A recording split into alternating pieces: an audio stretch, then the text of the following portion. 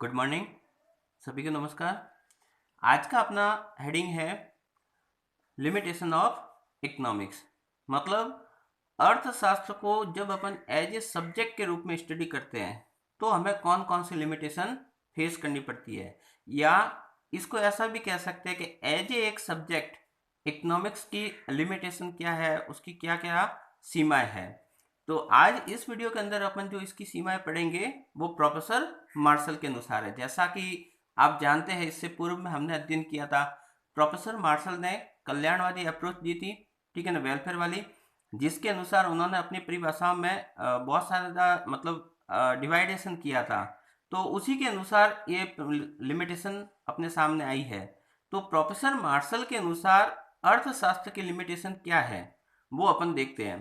तो देखिए, सबसे पहली क्या है, केवल मानवीय क्रिया का अध्ययन, पशु पक्षी की क्रियाओं का नहीं। इसका मतलब ये है कि प्रोफेसर मार्शल के अनुसार अर्थशास्त्र में केवल मनुष्य के स्वभाव का अध्ययन किया जाएगा या उसके व्यवहार का अध्ययन किया जाएगा।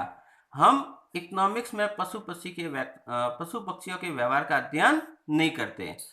फिर दूसरी देखते हैं, वास्तविक मनुष्य का अध्ययन, काल्पनिक मनुष्य का नहीं। इसका मतलब ये है कि मार्शल ये मानते हैं कि इकोनॉमिक्स में हम जिस व्यक्ति को पढ़ रहे हैं वो व्यक्ति कैसा है, रियल। रियल का मतलब वो हार्ड मास का पुतला, जैसे आपके और मेरे जैसा। इसका मतलब ये है जो कल्पनाओं में है, जैसे अपन भूत प्रेत की बातें करते हैं वो कल्पनाओं में है, तो उन काल्पनिक मनुष्य का अध्ययन अर्थशास्त्र में नहीं किया जाता। फिर अपन बात करते हैं कि प्रोफेसर मार्शल के अनुसार सामान्य मनुष्य का अध्ययन, असामान्य मनुष्य का अध्ययन नहीं। इस लाइन का मतलब ये है कि प्रोफेसर मार्शल ये मानते हैं कि इकोनॉमिक्स जो जिस मनुष्य को पढ़ रहा है वो कैसा होना चाहिए, नॉर्मल। मतलब उसके लिए आप जानते हैं अपन एक वर्ड भी यूज करते हैं, विवेकशील प्राणी। हालांकि वो रॉबिन्स ने दिया था। तो यहाँ पर सामान्य मनुष्य का मतलब ये है जो नॉर्मल एक्टिविटी करता है। इसका मतलब ये है कि जो एबनॉर्मल एक्टिविटी करता है उस मनुष्य को, भले वो सामाजिक है लेकिन उसकी एक्टिविटी एबनॉर्मल है, इसलिए उस मनुष्य का अध्ययन अर्थशास्त्र में नहीं किया जाता। तो ऐसी एबनॉर्मल एक्टिविटी क्या होती है, जैसे पागल है, कंजूस है, चोर है। क्योंकि इनकी जो एक्टिविटी होती है वो नॉर्मल मनुष्य से अलग होती है, इसलिए जाहिर सी बात है इनका बिहेवियर बहुत अलग होगा। तो इनको अपन अर्थशास्त्र के अंदर शामिल नहीं करते, क्योंकि इनके ऊपर हमारे नियम सही ढंग से एप्लीकेबल नहीं हो सकते, क्योंकि ये अपने आप में कैसे है, असामान्य मनुष्य। तो मार्शल के अनुसार अर्थशास्त्र सामान्य मनुष्य का अध्ययन करेगा लेकिन असामान्य मनुष्य का अध्ययन नहीं करेगा। फिर प्रोफेसर मार्शल ये मानते हैं कि इकोनॉमिक्स के अंदर सामाजिक मनुष्य का अध्ययन करना है लेकिन असामाजिक मनुष्य का अध्ययन नहीं करना। तो सामाजिक मनुष्य क्या हुआ, जो व्यक्ति समाज में रहता है, इस सोसाइटी के अंदर जो रहता है वो व्यक्ति सामाजिक प्राणी। तो मार्शल ये मानते हैं कि इस समाज में रहने वाले व्यक्ति का अध्ययन तो कीजिए, लेकिन जो समाज से बाहर रहता है ये अपना समाज।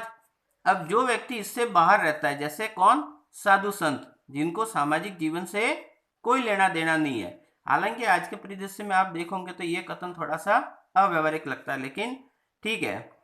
तो समाज में जो रहने वाला मनुष्य है उसका अध्ययन ही हमें करना है। जो समाज से बाहर रहता है, जिसको सामाजिक कार्यों से कोई लेना देना नहीं है, उस मनुष्य का अध्ययन अर्थशास्त्र के अंतर्गत नहीं किया जाता, प्रोफेसर मार्शल के अनुसार।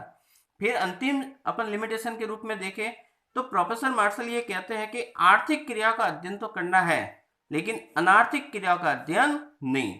इससे पूर्व भी आपको बताया जा चुका है कि आर्थिक क्रिया क्या होती है, मनुष्य की वे क्रियाएं। ये अपना मनुष्य है, वो बहुत सारी एक्टिविटी करेगा। अब एक एक्टिविटी ऐसी है जिसका संबंध किससे है, धन से। तो मनुष्य की वे क्रिया जिसका संबंध धन से होता है उसको अपन क्या कहेंगे, आर्थिक क्रिया। जैसे आप नाश्ता करने जा रहे हो लॉरी पर, तो वहां पे उसको पैसे दे रहे हैं और उसके बदले में नाश्ता कर रहे हैं, तो आपके द्वारा नाश्ता करने की क्रिया कौन से उदाहरण है, आर्थिक क्रिया, लॉरी पर। हाँ, लेकिन यदि वही नाश्ता आप घर पर कर लेते हो और आपकी मम्मी आपको फ्री में बनाकर दे रही है, तो वहां पे आप अपनी मम्मी को पैसे नहीं दे रहे हैं। तो इकोनॉमिक्स के अनुसार वो आपकी कौन सी क्रिया है, अनार्थिक क्रिया। हालांकि आपकी मम्मी सामान खरीद कर आए होंगे और दुकानदार को पैसे दिए होंगे, वो वापस आर्थिक क्रिया होगी, लेकिन आपने नाश्ते के बदले में अपनी फैमिली मेंबर को पैसा नहीं दिया, तो इकोनॉमिक्स के अनुसार आपने आर्थिक क्रिया नहीं की। तो प्रोफेसर मार्शल ये मानते हैं कि इकोनॉमिक्स में केवल किसका अध्ययन करना है? आर्थिक क्रियाओं का। तो इसका मतलब ये भी है कि जो आर्थिक क्रिया नहीं है, जैसे जिनको अपन अनार्थिक या गैर आर्थिक क्रिया कहते हैं, जिनका संबंध धन से नहीं होता, उनका अध्ययन अर्थशास्त्र में नहीं किया जाता। तो ये थोड़ी सी हमारी लिमिटेशन थी जो प्रोफेसर मार्शल की बताई हुई है। इनकी अनुसार या इन चीजों का अर्थशास्त्र में अध्ययन नहीं किया जाता और इनका किया जाता है। तो ये थी अर्थशास्त्र की सीमाएं। Thank you.